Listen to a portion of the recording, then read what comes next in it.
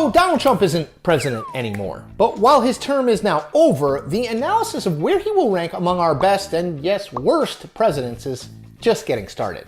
Quote, on several occasions, Trump has suggested that he expects to take his place in the list of former presidents aside Abraham Lincoln, presumably knocking George Washington, Thomas Jefferson, and all the others in the top rank down a tick. That's presidential historian Joseph Ellis writing in an op-ed for the Los Angeles Times in mid-January, and Ellis went on to say, quote, to put it politely, he needs to adjust his expectations, and then Ellis added this, quote, Donald Trump is quite likely to assume the title as the worst president in American history, end quote.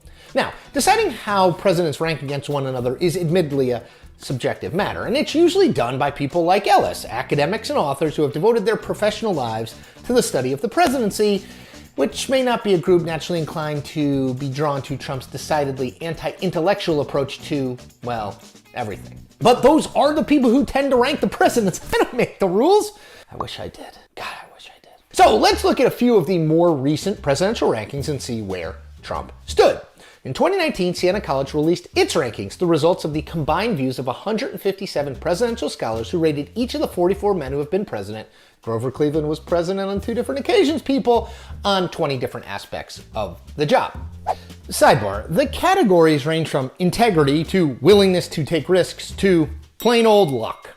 Okay, so in those overall rankings, Trump placed third to last, behind only James Buchanan and Andrew Johnson. Quote, the serving president has entered the survey between 15th, Obama, and 23rd, George W. Bush, as scholars begin to observe their accomplishments, assess their abilities, and study their attributes, said Don Levy, who runs the Siena College polling operation, by way of explanation. He added this, quote, this year Donald Trump enters the survey at 42nd, and he's only ranked outside of the bottom 5 in 2 of the 20 categories that scholars use to assess the president's luck and willingness to take risks. On luck, Trump ranked 10th. On willingness to take risks, he was 25th. Remember, too, that this came out in early 2019, long before the world had ever heard of COVID-19.